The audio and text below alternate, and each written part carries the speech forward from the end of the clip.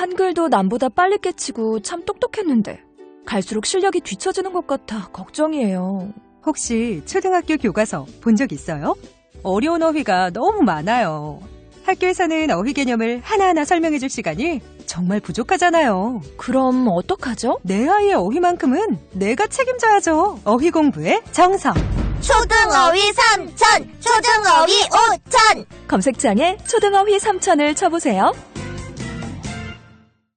건강한 몸, 건강한 피부, 건강한 화장품을 물려주고 싶습니다. 수아비스 화장품은 눈에 들어가도 상처 위에 발라도 혹은 아이들이 실수로 먹더라도 괜찮아야 한다는 목표로 달려왔습니다. 샴푸, 바디워시, 클렌저, 토너, 모이스처라이저, 크림. 이제는 삶의 일부가 되어버린 수많은 화장품. 아무거나 선택해선 안 됩니다. 지금 검색창에 수아비스 화장품을 검색하시고 그 놀라운 효과를 확인하세요. 아이부터 어른까지 수아비스 화장품. 김치는 맛있어야 한다.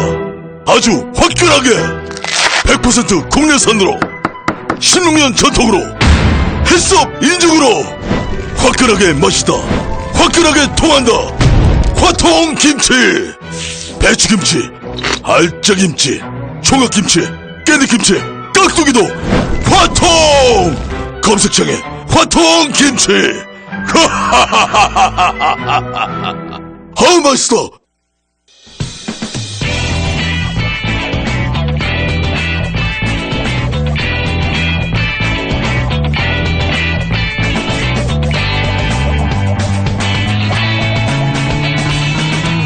김어준의 뉴스공장. 저희가 대선 전국을 맞아 급 편성했는데 가장 격조 있고 수준 높다고 지금 찬사를 듣고 있는 코너입니다.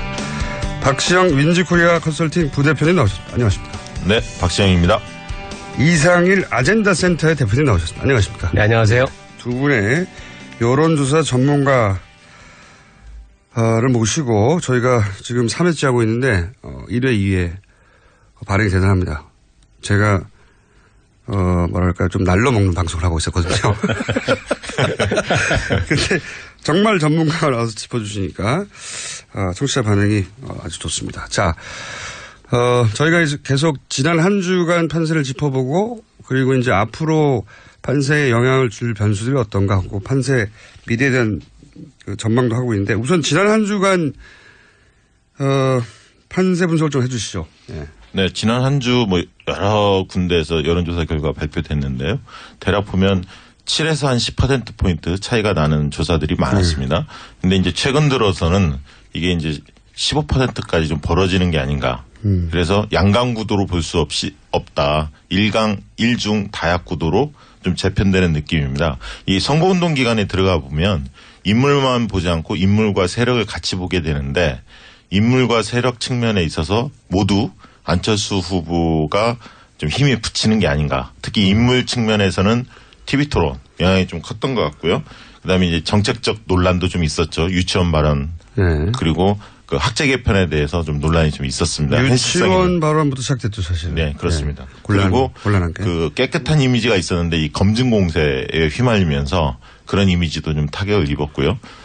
그러다 보니까 이제 세력 측면에서 또 국민의당이 39석이기 때문에 국정 운영 안정적으로 할 수 있느냐 이런 부분에 대한 의구심이 좀 있는 게 사실이고 박지원 상황론 그리고 새정치를 표명했는데 과연 국민의당에 소속된 의원들이 새정치에 부합되는 인물들인가 이런 부분들에 대한 아직 확신이 없다 보니까 전반적으로 중도 보수층에서 지지가 좀 빠지는 특히 이제 외교 안보 특히 안보 위기 국면이었는데 이 부분에 있어서 좀 명쾌하게 입장을 피지 못했다. 호남과 보수중 두 마리 토끼를 다 잡아야 하는데 그럴수록 자기 중심성이 분명해야 하거든요. 그래서 분명한 국정운영 철학이 있어야 하는데 그 부분에 있어서 좀 애매모호한 그런 입장을 좀 취하다 보니까 양쪽에서 좀 다 흔들리는 그런 어려운 국면에 처했다 봅니다. 알겠습니다. 자, 간단한 총평이었고 자, 이상일 대표님. 예, 지난주 흐름 속에서 이제 가장 주목한 부분은 결국은 이제 안철수 후보였던 것 같습니다. 물론 그렇죠, 이제 1위이기 때문에 문재인 후보에 대한 주목은 항상 있는 거지만 과연 이제 종반전으로 접어드는 선거 국면 그리고 TV 토론이 연속적으로 일어나는 상황 속에서 안철수 후보가 과연 어떤 모습을 보여줄 것인가 이게 아마 가장 큰 관심이었을 것 같은데요. 다른 후보들은 지금 많이 알려져 있거든요. 뭐 유승민, 심상정 후보 토론 잘할 것이다. 다 알고 있죠. 그리고 뭐 홍준표 후보 나름대로의 어떤 방식, 독특한 방식입니다만 화제를 일으키는 방식, 화법들 알려져 있습니다. 그러면 안철수 후보가 과연 어떤 걸 내놓고 무엇을 얘기할 것인가 굉장히 주목됐었는데 아마 지금 이제 전체적으로 여러 흐름은 짚어주셨습니다만 그런 흐름의 가장 큰 변곡점을 만든 것은 그 역시 지난 주말 TV 토론이 아니었을까. 이 속에서 뭐 안철수 후보를 지지했든 아니면 관망하는 분이든 이렇게 보는 분들 입장에서는 상당히 좀 실망스러운 모습을 많이 보였고 어제 TV 토론에서 안철수 후보가 시작점에서 그 부분을 인정을 했거든요. 이제 TV 토론 지금 실망스러우셨을 텐데 새로운 모습을 보여드리겠다 하고 어제도 토론이 있었습니다만 지난 주말 토론에서 아마 그런 모습들이 좀 굉장히 이렇게 기대에 미치지 못하면서 이 여론 흐름을 좀 빠르게 바꿔놓는 그런 계기를 만든 게 아닌가 저는 그렇게 생각하고 있습니다.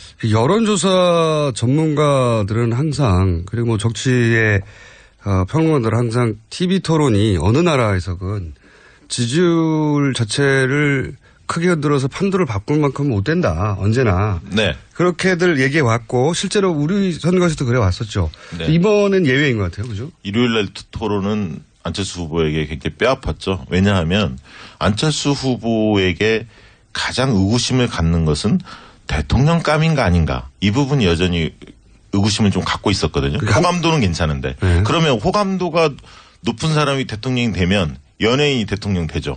근데 호감도가 높은 것뿐만 아니라 대통령감이라는 것이 같이 맞물렸을 때 지지도가 올라가는 거죠. 그렇죠. 이제 그런 측면에서 일요일 토론 같은 경우에는 좀 여러 가지 측면에서 좀 부족한 그런 것들이 노출이 되지 않았나. 그렇기 때문에 지지율이 빠졌다. 저는 그렇게 보는 편입니다. 과거에 이제 대선 TV 토론 굉장히 재미가 없었습니다. 그렇죠. 정해져 있었고. 이게 뭐 후보도 물론 이제 뭐 3명이 나오는 경우, 2명이 나오는 경우도 있었습니다만 규칙도 이제 사회자가 질문을 하고 후보들은 뭐 1분 30초씩 답변하고 이런 식으로 하는데 그 질문조차도 예전의 대선에서는 질문에 뭐 이렇게 봉투에 담아서 몰래 꺼내오는 것도 한두 개 끼워넣긴 했지만 대부분 질문이 사전에 제공이 됐어요. 각 캠프에서 이제 답안지를 작성해서 모범 답안지 써가지고 와서 열심히 공부해가지고 연기한 거죠, 연기. 답변하는 방식인데 이제 이번 대선 토론이 지금 관심을 많이 받고 이게 영향을 주는 이유는 뭐냐면 이제 형식의 변화가 하나가 있습니다. 이게 그런 사전 시나리오가 없이 자유 토론 방식 또 이게 발언 시간 총량만 제한을 하고 어떤 부분에서 서로 협의가 미리 없이 진행된다는 부분에서 아마 그 후보의 진면목을 볼 수 있는 분들이 많이 나오고 있고 또 하나는 이 안철수 현상의 특징 때문입니다. 만약에 이게 이제 최근에 어떤 지지율 급변 현상이 있었던 게 아니라 뭐 여야 대결 구도 이렇게 해서 양쪽이 강한 양강 구도가 오래도록 형성이 되어 오면 지지층들이 굉장히 오랫동안 단련이 되고 상대방의 네거티브에 대해서도 충분히 알고 있거든요. 그 속에서는 어지간한 공격이 들어와도 지지층이 잘 변하지 않습니다. 그리고 상대의 공격은 정치적인 걸로 이렇게 치부하고 오히려 비판하게 되고 내가 좋아하는 후보는 받아들이게 되고 이게 이제 소위 말하는 강화 효과인데요. 안철수 현상은 그렇지 않죠. 지금 최근에 급격하게 지지율이 올랐는데 이분들은 호감은 보이고 있습니다. 아까 말씀하신 대로 호감은 보이고 있는데 내가 정말 끝까지 지지할 것인지 확실치 않단 말입니다. 이거를 정확하게 판단할 수 있는 계기가 뭐 공보물이 지금 다 각 가정에 배달됐지만 그것만 가지고 부족하잖아요. 후보를 볼 수 있는 그 공간이 TV 토론이고 그 속에서 과연 이제 내가 기대한 만큼을 보여줄 것인가 여기에 굉장히 관심이 있었는데 이 부분이 달랐기 때문에 이번 대선에서 TV 토론 상당히 영향이 크다 이렇게 봐야 될 것 같습니다. 이렇게 토론회 이후에 지지율이 출렁이는 거 처음 본 것 같아요. 저도. 그렇죠. 네. 이게 좀 누적이 조금 되는 것 같고요. 제가 볼 때는 이제 그런 해석도 가능할 것 같습니다. 이게 색깔론 공세가 굉장히 심해졌었는데 왜 문재인 후보 지지가 안 빠졌을까. 그 부분도 좀 짚고 넘어갈 필요가 있는데 제가 볼 때는 지지 구조를 잘 볼 필요가 있다. 문재인 후보의 지지층의 지지 구조는 한 70%는 제가 볼 때 세력 지지도입니다. 그러니까 정권교체 열망이 높은 사람들이 그 민주당을 중심으로 뭉쳐 있는 상황이고요. 30% 정도가 개인 지지표라고 저는 봅니다. 그렇기 때문에 세력 지지표인 한 70%는 문재인 후보의 지지 중에 70%는 거의 움직이지 않는다. 다만 30% 중에서 일부가 좀 움직일 뿐인데 이 색깔론 논쟁 자체가 미래 중심으로 좀 간 게 아니라 과거의 해묵은 이런 어떤 논쟁으로 가면서 거의 오랫동안 들어왔던 거죠. 예. 그래서 그 부분에 대해서 굉장히 짜증스러워하고 오히려 위기감 속에서 결집하지 않았나 그렇게 생각이 들고요. 하나만 더 말씀을 드리면 안철수 후보의 입장에서는 보수층과 호남을 다 잡으려면 능수능란해야 합니다. 그리고 정치적 리더십이 굉장히 출중하고 탁월해야만이 그 문제를 잘 해결할 수가 있는데 안철수 후보의 경우는 좀 순진한 느낌이 있고 또 경험이 좀 부족하다 보니까 제대로 대체로 못했다 이렇게 보여집니다. 그래서 새롭다는 정치에서의 경험이 부족하다. 그렇죠. 예. 새롭다는 느낌보다는 좀 미숙하다, 가볍다, 여유 있다기보다는 좀 가볍다 이런 느낌을 좀 전달했기 때문에 중도층 보수층들이 함께 좀 빠진 게 아닌가 그렇게 해석됩니다. 지금 계속 이제 그 TV 토론과 안철수 후보 얘기를 좀 했는데 저는 문재인 후보 얘기도 좀 해보고 싶은데요. TV 토론에서 이제 문재인 후보의 지지율은 별로 흔들리지 않거나 내지는 뭐 적어도 약간 올라간 조사도 있고 좀 다릅니다만 토론을 잘했다는 평가는 많지 않습니다.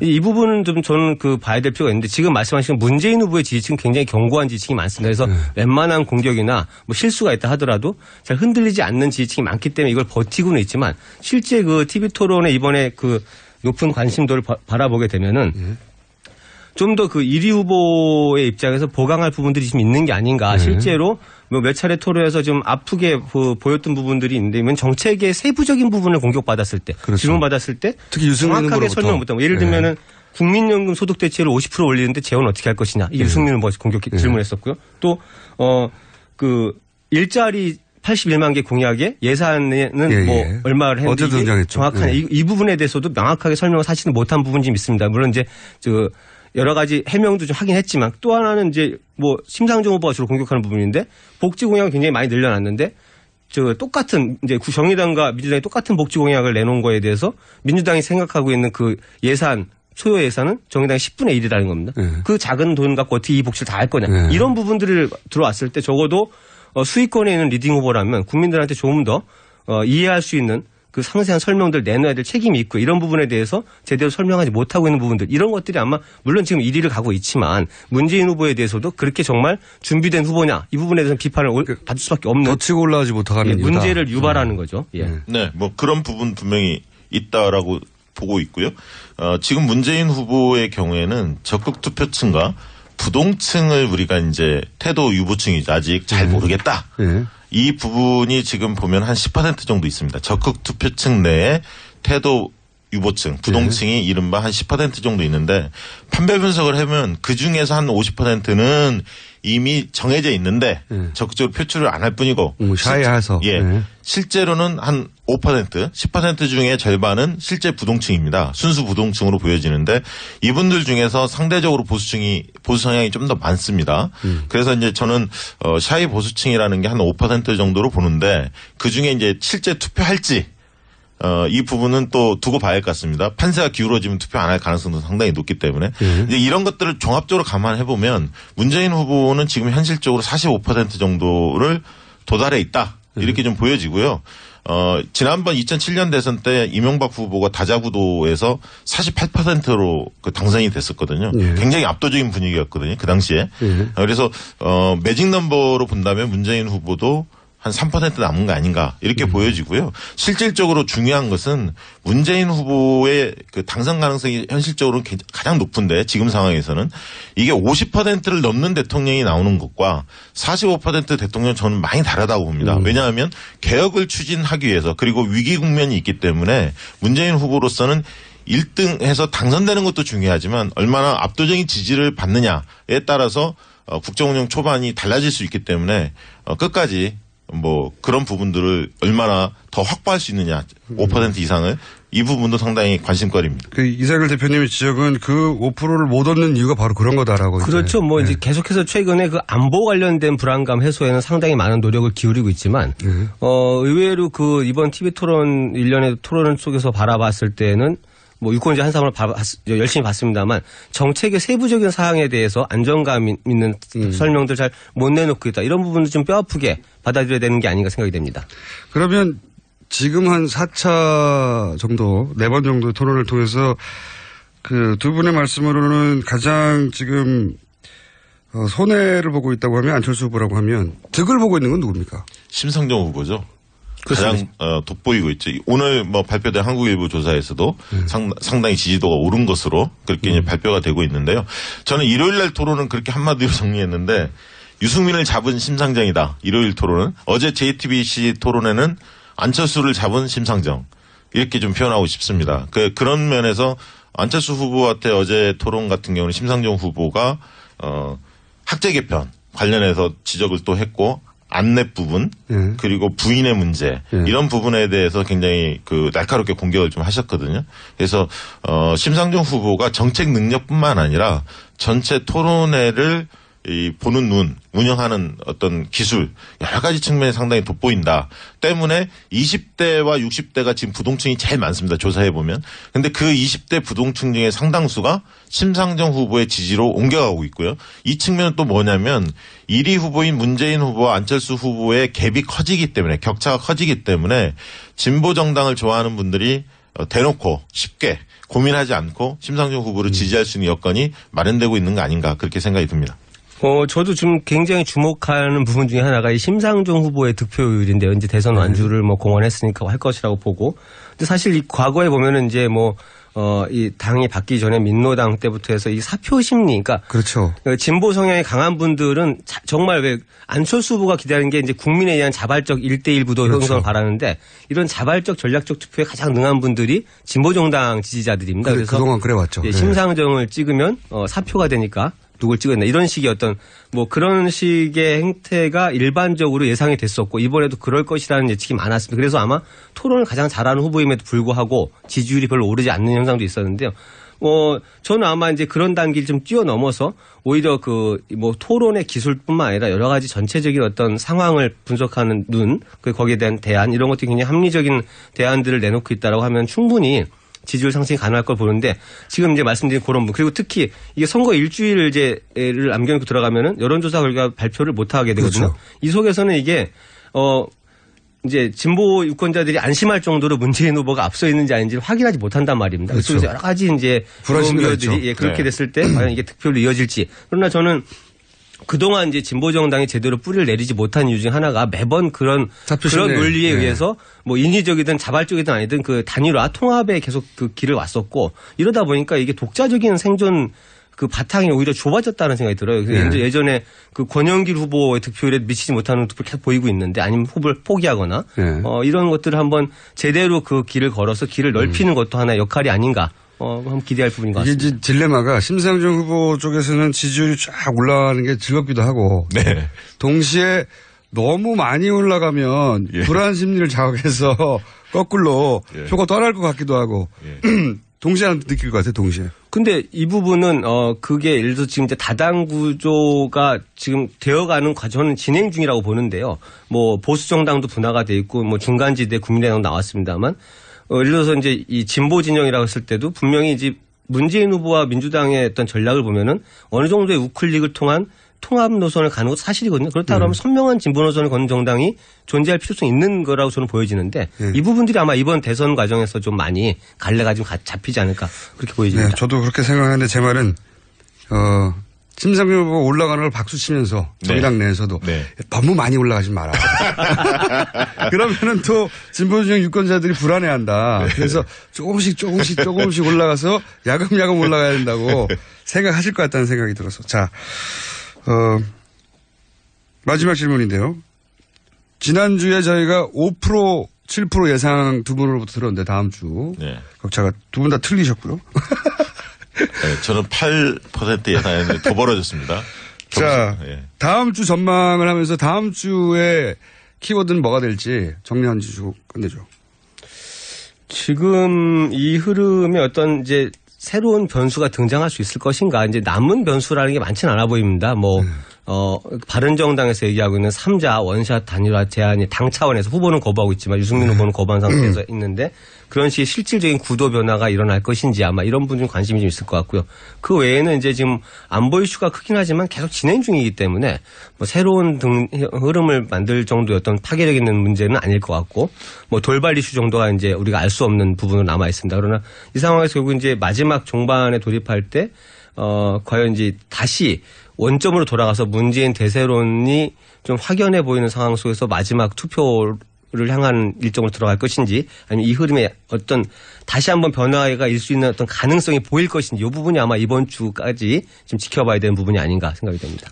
저는 다음 주 예상을 해보면 문재인 안철수의 격차가 지금보다 더 벌어질 것 같다는 생각이 들고요. 실제로 이제 대구 경북이나 이런 데에서 홍준표 후보의 약진이 굉장히 두드러집니다. 그게 실제로 바닥에서 체감이 좀 되고 있거든요. 그래서 문재인 안철수의 격차가 지금의 한 적극 투표층 기준으로 보면 15%인데 이게 20%까지도 벌어질 수도 있다. 이렇게 좀 보고 있고요. 그래서 자력으로 역전은 지금 안철수 후보에겐 굉장히 버거운 상황이고 연대론이라든가 아니면 대형 악재 문재인 후보 측에서 이런 것들이 뭔가 터지지 않으면 이 구조를 바꾸기는 굉장히 어려운 상황이다. 이렇게 예측을 합니다. 숫자로 말씀하시자면 두 분 다. 저 지난주에도 많이 틀렸는데 사실은 이제 예상이라는 것이 조금 그렇긴 합니다만 지금 흐름이라면은 이 상황 자체가 저는 뭐 어제 토론에서는 여러 가지 평가가 좀 엇갈리고 있습니다만 이 안철수 후보에 대한 기대감이 좀 급속히 꺾이는 흐름이 아닌가. 그래서 저도 격차가 좀 더 벌어질 거라고 보여지고 보수 표심의 향배가 좀 궁금한데 이게 다시 홍준표 한국당으로 지금 결집을 할 것인지 아니면 선거 무관심층으로 돌아가서 할 것인지 이 부분은 좀 아직 확실치가 않아 보이는 것 같습니다. 알겠습니다. 오늘 여기까지 듣겠습니다. 격조 높은 전문가 분석 박시영 왠지코리아 컨설팅 부대표님 안녕하십니까? 안녕히 가십시오. 그리고 이상일 아젠다 센터 대표님이십니다. 감사합니다. 네, 감사합니다. 또 떨어졌어. 너 또 입사 시험 봤어? 아니, 차량용 핸드폰 거치대 말이야. 여러 개 사봤는데 실패의 연속이야. 떨어지고 시야 가리고 운전석에서도 멀고 뭐 좋은 거 없을까? 싼 것만 찾으니까 그렇지. 제대로 된 거 하나 사서 편리하게 쓰는 게 더 낫지. 그런 게 있어? 그럼 있지. 1, 2, 3 할 때 2. 힘 세다 할 때 힘. 2 힘. 투 힘? 2배로 힘이 세다는 건가? 네이버 검색창에 2 힘을 검색해보세요.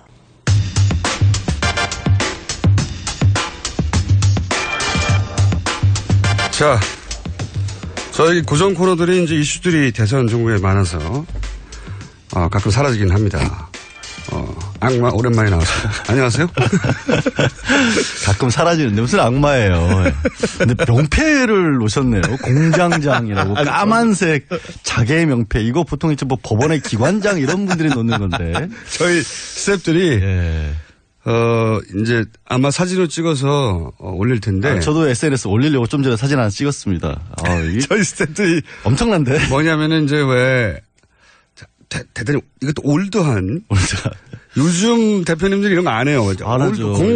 공기관이라든가. 70년대, 80년대 그러니까 스타일인데. 지금 60대 이상 되신 분들이 아마 그 왜 사장님 명패를 크게 자개로 해가지고 까만색에 자개로 해가지고 공장장 사장 누구 딱 박잖아요. 이름이 없어요, 근데 사장실인데 당연히 사장이 앉아 있죠.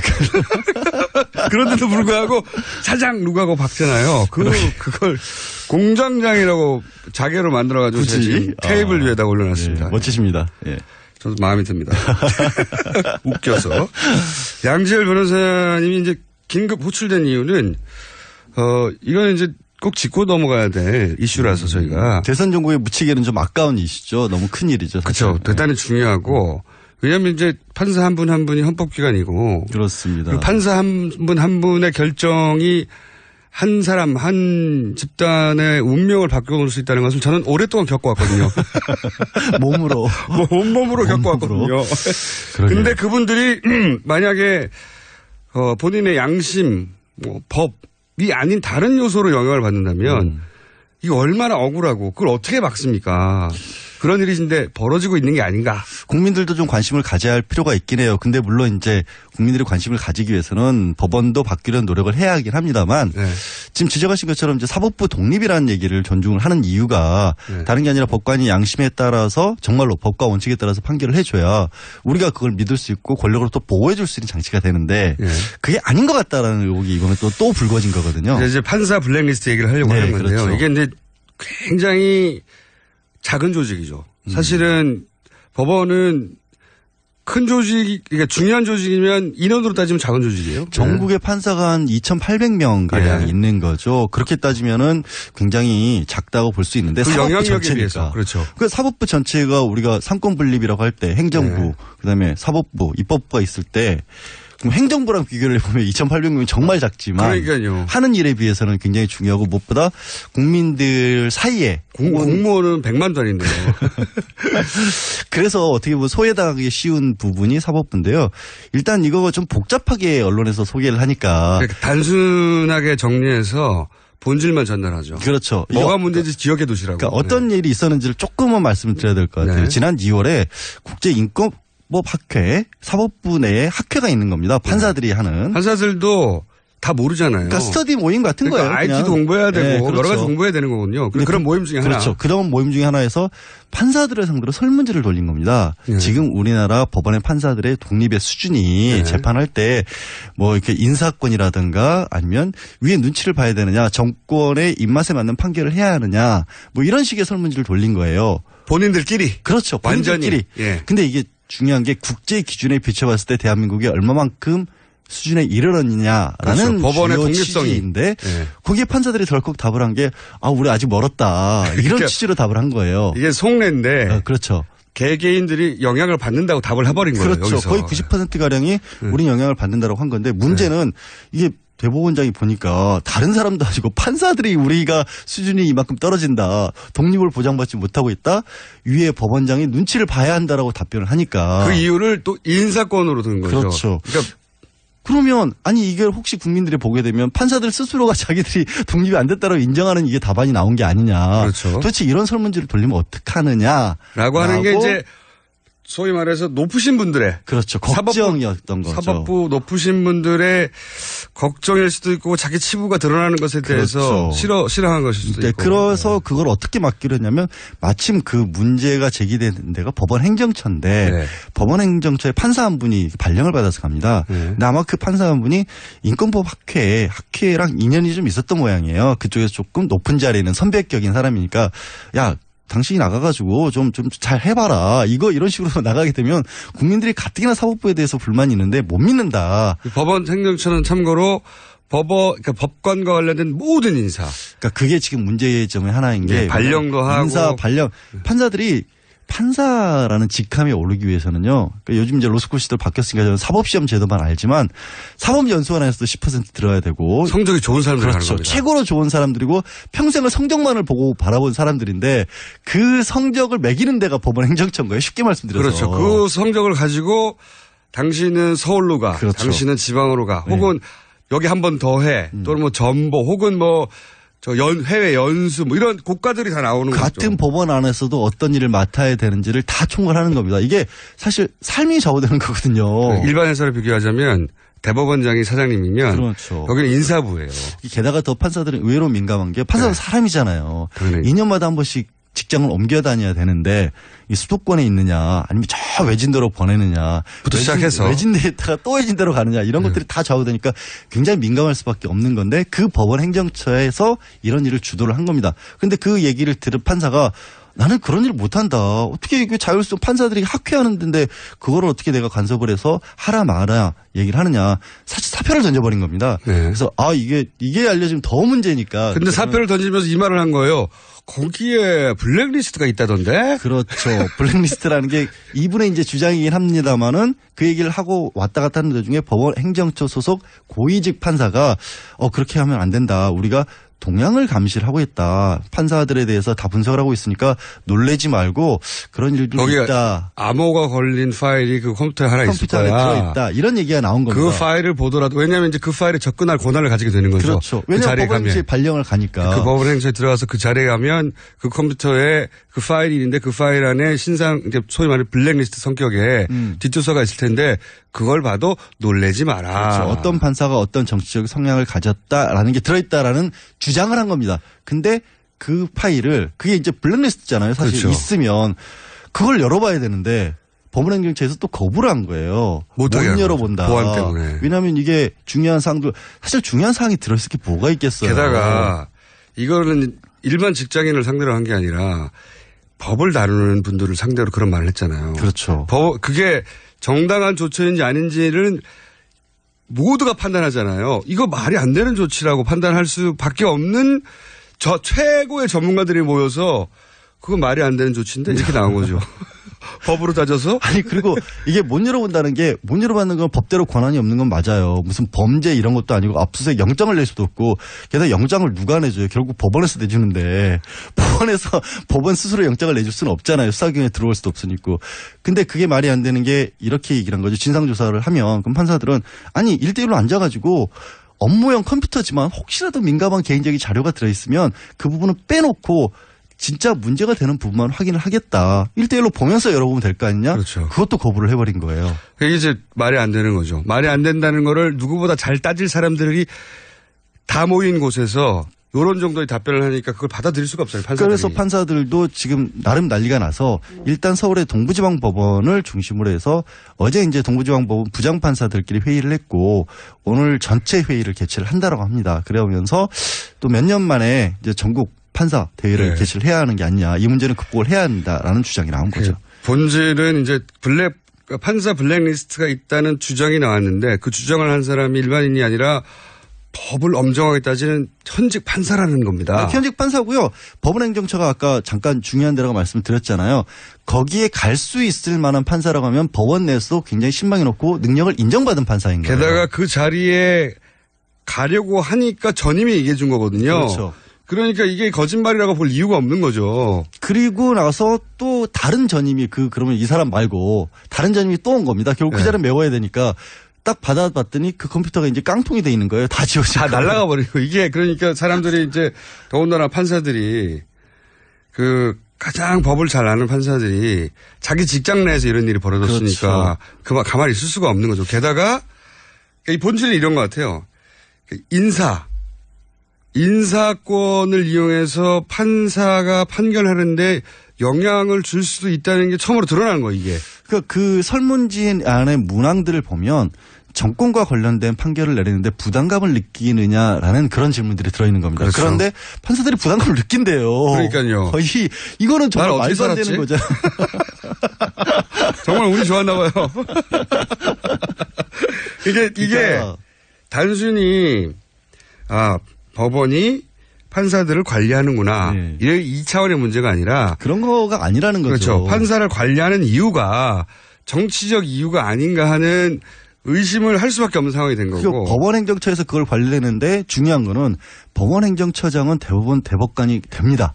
그리고 대법원장이 될 가능성도 굉장히 높습니다. 네. 법원에서 굉장히 중요한 조직이에요. 법원에서. 그렇죠. 그런 대법원장이 정치적 영향력을 그렇게 부당하게 행사를 했다는 의혹을 받고 있는데 그게 법원행정처에서 벌어졌는데 어떤 일이 있었는지를 알아볼 수조차 없게끔 막아버린 겁니다. 그러니까 진상조사위원회에서 전임 대법관을 만들어서 진상조사위원장을 만쳤는데 문제는 조사가 끝난 결과가 어느 정도 직권남용 같은 건 있다라고 지금 거기서도 결론을 내렸어요. 네. 그래놓고 덜컥 다시 이거는 법원 내 공직자윤리위원회의 관할 사항이라고 또 관할을 넘겨버린 겁니다. 그러니까 이거는 은폐화 내지는 축소시키려는 게 아니냐라는 지적을 할 수밖에 없는 상황이 된 거죠. 제가 정리하는 방식으로 정리를 해보자면 대법원장의 인사권을 정치적 영향력을 주는 도구로 써서 헌법기관인 독립적이어야 할 법관들을 일개 직장인으로 만들어버린 거예요. 그런 사건이다. 라고 저는 본질을 보는데 약간 정확한 본질인데요. 예.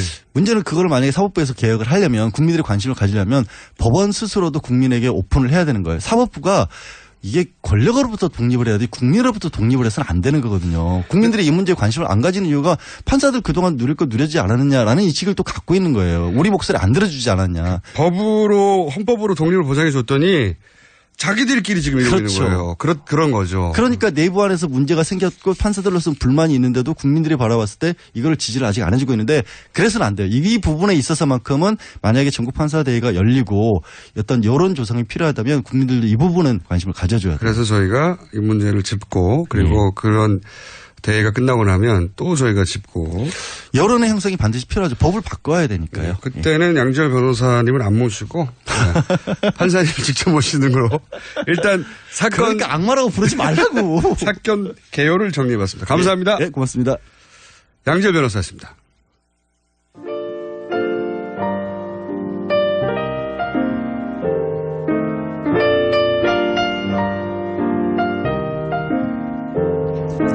자, 불친절한 AS. 제가 이제 네거티브 좀 해달라고. 원래 네거티브 때문에 만들어진 코너인데 요새 네거티브가 약하다고 들었는데 아직은 잘 안 오고 있고요. 네.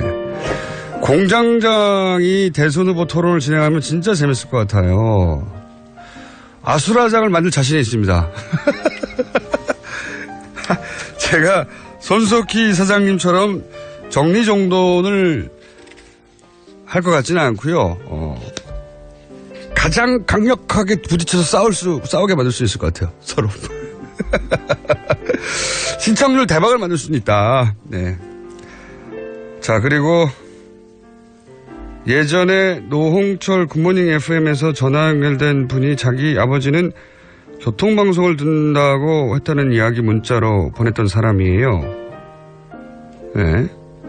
노홍철 씨가 3주 자리를 비워서 갈등 없이 뉴스 공장을 듣고 있어요. 이게 무슨 문자인가요? 네.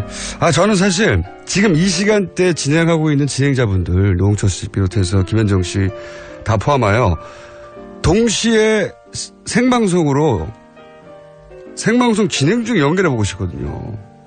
얼마나 재밌겠습니까, 서로. 네. 근데 그게 잘 안 되네요. 몇 번 시도해보려고 했는데. 기대해 주십시오. 대선 이후에 또 시도해보겠습니다. 여기까지 하겠습니다.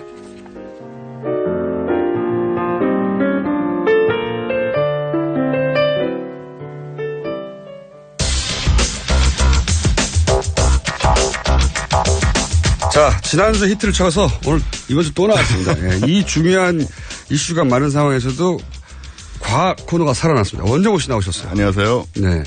지난주에 이제 혈액형 얘기 네네. 하다가 혈액형이 과학적인 근거가 전혀 없다. 네, 맞지도 않고. 네, 맞지도 않고 쭉 얘기하다가 이제 관상 얘기로 넘어가려고 했는데 시간이 없어서 네. 한마디만 하고 끝나셨어요. 내 코를 봐라, 복코다. 많은 역소인들이 복코라고 하였으나 나의 20대와 30대는 어떠했는가. 그 얘기 작업하는데 그래서 대선 후보를 이제 선택하는 기준 중에 네. 혈액형 이야기도 농담처럼 나오지만 말을 해요, 실제. 영향을 받습니다, 사람들이 네, 은근히. 그리고 관상 얘기는 진짜 많이 하고요. 많이 하죠. 그리고 운명 얘기도 많이 합니다. 네. 자, 그래서 이 관상 얘기 또 좀 이어가 보겠습니다. 네. 자. 얼마 전에 저 AI 기반 운세 앱을 통해서 인공지능. 네, 인공지능으로 후보를 관상어를 자동으로 알아본다는 기사가 떴어요. 그래서 와, 이제 관상도 하긴 바둑을 사람을 이길 정도니까. 그러니까요. AI한테 그런 기대를 한번 해봅시다. 그래서 그 기대를 하고 기사를 봤는데 네. 이게 그냥 후보들 얼굴 인식을 해가지고 네. 관상 정보 데이터베이스하고 연결해 설명하는 것 뿐이더라고요. 근데 이제 사람이 하는 것도 그런 거죠. 그렇죠. 사람이 하는 것도 이제 관상이 과학적이냐 안 과학적이냐 비과학적이냐를 떠나서 관상을 보는 분도 야, 귀가 이러면 이런 거야 그렇죠. 라고 하는 데이터를 기반으로 해서 이제 네. 평가를 하는 거니까. 사실은 이 데이터베이스 자체가 네. 뭔가 좀 과학적인 부분이 있어야 되는데 네. 그냥 관상 책하고 네. 무속인들한테서 소스를 얻었다고 합니다. 애초에 데이터베이스가 아니 근데 그렇게 그걸 만들어진 말하시는 거예요. 분들이 그분들밖에 없는데 어떡해요. 그러니까 저는 그래도 인공지능 하면 뭔가 좀 빅데이터 이런 걸 가지고 새로 데이터베이스를 구축을 해서 전 세계 대통령이 된 사람들의 인상이라든가 그러니까요. 코의 각도라든가 네. 이런 분석이 있었어야 되는데 전혀 아니고 그냥 무속인들한테서 세계 100 예를 들어서 뭐라 그럽니까 100만 장자가 된 사람들의 얼굴 그렇죠. 분석 그런 사람은 데이터. 10만 명 모아가지고 네. 뭐 그래야 되는데 눈꼬리가 올라갔다 내려갔다 이래야 되는데 네. 그게 아니었다. 전혀 아니다. 네. 기존의 소스를 사용했다. 그래도 관상은 사람 인상하고 관련이 되니까 네. 뭐 조금 신빙성이 있을 것도 같잖아요. 네. 근데 이 방금 인공지능 관상을 통해서 평가한 대선 후보들을 제가 봤어요. 네. 봤더니 유승민 후보는 콧구멍이 잘 보여서 재운이 없답니다. 재운이 없답니다. 근데 이분이 지금 대선 후보 등록하면서 48억 원의 재산을 신고를 하셨거든요. 재운이 없다고 그랬는데. 재운이 없다고 했는데. 그리고 심상정 후보는 화살표 코기 때문에 부귀 영화를 누려야 돼요. 부귀 영화. 근데 얼핏 생각해도 그분이 20대부터 고생하셨어요. 네. 지금 재산이 2억 8천만 원이라시거든요. 그 나이에. 빚도 많아요. 제가 알기로는. 예. 그러니까 말입니다. 그리고 안철수 후보는 이 봉우리 코에 들창코라 절대 배신을 하지 않는다. 라고 하는데 네. 지난 시간에 혈액형이 AB형이었기 때문에 네. 변덕이 심하고 혈액형과 안 맞아요. 관상이 충돌하고 있습니다. 네, 이거 어느 쪽을 믿어야 될지 의심스러워지죠. 그래서 관상도 관상인데 사실은 문재인 후보나 홍준표 후보는 없어요? 예, 이건 안 했고요. 네. 대신에 제가 사주 궁합을 봤습니다. 왜냐하면 지금 이슈가 단일화, 보수 후보 단일화. 과연 가능한가 궁합적으로. 그걸 살펴봤죠. 단일화를 궁합의 관점에서. 네, 궁합의 관점에서 이 통합을 살펴봤는데 먼저 유승민 후보하고 홍준표 후보를 봤어요. 매우 불길한 결합입니다. 이제 나름 자세하게 나와 있는데 강약과 완급의 조화가 없고 서로 자기 주장만 내세워서 예로부터 매우 꺼리는 배합이다. 절대로 함께 하시면 안 되는 것 같죠? 궁합의 관점에서. 네. 그리고 안철수 후보와 홍준표 후보. 쇠가 부딪히면 소리가 요란해서 서로 큰 소리가 자주 나는 사이랍니다. 그래요? 소리 지르고 싸우는 사이라는 뜻이죠. 안철수 후보는 소리 지르는 스타일은 아닌데. 그런데 홍준표 후보와 만나게 되면 소리가 질러지는 이 궁합이라는 게 원래 그런 거잖아요. 안 좋다. 네. 그래서 절대 좋은 결합이 못 된다고 하고요. 그리고 이제 또 남은 게 안철수 후보와 유승민 후보. 유승민 후보가 안철수 후보를 치는 형상이랍니다. 때리는. 역시 예로부터 매우 꺼리는 궁합이고 불길한 결합이다. 아니, 후보들 간에 그럼 궁합이 좋은 후보들이 있어요, 실제?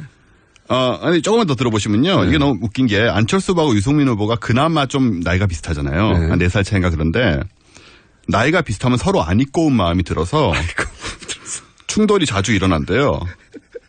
그러니까 이 세 분이 좀 다 안 맞습니다. 근데 이건 남녀 기준을 한 거잖아요. 예, 근데 그냥 하죠 뭐. 사업을 같이 할 때도 사실 봅니다. 네. 아, 그렇군요. 예, 그런 식으로 보는데 남녀만의 문제는 아니군요. 예. 3당의 단일화는 좀 문제가 있지 않을까. 이 궁합에 따르면 네. 만약에 이 궁합 전문가한테서 물어봤다면 이렇게 답을 해줄 것이다. 그렇습니다. 야, 뺨을 맞는다. 네, 뒤에서 친다. 예. 근데 생년월일이나 이거 쭉 들고 와가지고 봐주세요 하면 이렇게 답이 나올 거라는 이런 식으로 나온다는 거죠. 네. 그 오행을 가지고. 근데 의외로 막상 궁합이 아주 좋은 두 사람이 있습니다. 문재인 후보와 홍준표 후보입니다. 좀 상식에 반하긴 하지만 서로 상생하고 가정이 화목하고 뭐 당일이라고 생각할 수도 있으니까요. 네. 만사가 순조로워서 안 되는 일이 없답니다. 만사가 순조로워서 자손도 효도하고 일가 친척도 화목하고 일가 친척도 화목하고 정말 좋은 궁합인 게 두 사람이 만나는 건 하늘의 복이며 다시 논할 필요도 없이 좋다. 아니 이거를 정치적으로 좀 해석해 보자면 지금 홍준표 후보는 일종의 적대적 공생관계 전술을 쓰고 있거든요. 이제 문재인 후보를 때려서 문재인 후보 쪽의 지지자들은 관심도 없어요. 홍준표 후보는. 그렇죠. 그쪽을 때려서 자신의 선명성을 부각시키고 보수 지지층을 결집시키는데 큰 도움이 되는 때릴 대상이거든요. 그런 면에서는 궁합이 맞다. 그렇군요. 네. 문재인 후보도 홍준표 후보를 때려서 선명성을 드러낼 수 있기 때문에 서로 필요한 존재죠. 네. 그렇군요. 화목한 건 아닌 것 같지만. 그렇죠. 네. 그리고 심심해서 또 하나 알아봤는데요. 문재인 후보와 심상정 후보. 또 여자분이고 하니까 굉장히 좋습니다. 그래요? 금슬이 좋고. 금슬이 좋은지는 모르겠지만. 자녀들도 충실하며 집안도 잘 된다. 집안도 잘 된다. 근데 좀 웃긴 건 뭐냐면요. 이런 대목이 나와요. 심상정 후보의 깐깐하고 야무진 성격이. 맞네요. 예. 문재인 후보의 우유부단한 점을 용납하지 않으므로.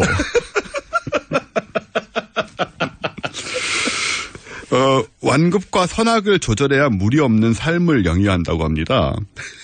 이건 좀 맞는 것 같잖아요. 그렇죠? 그러니까 물론 동의하지 않는 분들도 있어요. 심상정 후보는 깐깐한 게 아니다. 분명할 뿐이지. 또는 문재인 후보 지지자들은 유약한 게 아니다. 이렇게 말할 수는 있는데 어쨌든 궁합으로는 그렇게 나온다는 겁니다. 궁합으로. 예. 어쩐지 좀 맞는 것 같긴 한데 우리 코너의 취지와는 맞지 않기 때문에 우연으로 치부하겠습니다. 그래도 기대가 되는 건 만약에 문재인 후보가 집권하는 경우에 심상정 후보와 함께 할 수 있는 일이 있지 않을까 같은 상상을 하게 되죠. 네, 이걸 이제 궁합을 관점에서 보면. 네. 그래서 대통령 후보를 뽑을 때 궁합을 보지는 않을 것 같아요. 관상까지는 얘기를 많이 하죠. 사실 꼭 한 번씩 등장합니다. 그분들이. 저 인상으로 보아 저분이 대통령이 될 것이다. 그렇죠. 대부분 틀려요. 대부분 100% 틀립니다. 대부분 틀린데 귀가 솔깃하죠. 그리고 대통령이 된 다음에야 비로소 예. 누가 이랬기 때문에 당선됐고 떨어졌고 이런 얘기들이 많이 나오는데 대통령 된 다음에 다 맞췄다고 해요. 보통은 내가 저 사람을 맞췄다고. 제가 궁금했던 것은 궁합보다도 오히려 더 과학적일 수 있는 이 이름 획 가지고 궁합을 있지 않습니까? 다음에 그거 해볼까요? 이름 획을 막 서로 맞춰가지고 그거 어릴 때 하잖아요. 하죠. 예, 자기 이성 친구 처음 생겼을 때 서로 맞나 안 맞나를 가지고 이름 획 가지고 막 해가지고 결국 맞다 안 맞다 네. 막 실망하고 그러잖아요. 그렇죠. 이 후보들 간에 이름 획으로 진짜 할까요? 다음 시간에 또 이걸로 3주를 해요? 아니 이거보다 지금까지 나온 것보다 그게 덜 과학적인 이유가 뭐가 있습니까? 네, 전부 다 안 과학적이기 어차피 때문에. 과학은 포기했는데. 네, 과학은 포기했기 때문에 뭘 해도 상관없죠. 그러니까 저는 앞으로 타로도 좀 해보고요. 정말로요? 네, 타로도 해보고 그다음에 이름 획으로도 해보고요. 네. 뭐가 있죠? 글쎄요. 저기 별자리. 별자리. 네. 별자리. 제가 방심했네요. 별자리가 있었는데. 근데 조금 재밌는 건 여태까지 역대 대통령 거의 대부분이 1월 아니면 2월생이긴 합니다. 그래요? 예, 그게 무슨 의미인지 모르겠지만. 통계로 들이대니까 과학적일 것 같은데. 예, 뭔가 그런 몇 건 명이나 있어요. 된다고요? 이때까지. 양이 많지 않다는 게 문제군요. 모집장이 너무 적어요. 자, 오늘은 여기까지 하겠습니다. 다음 주에 또 나오실 것 같아요. 언제 오셨습니다? 예, 감사합니다. 김어준이었습니다. 내일 뵙겠습니다. 안녕.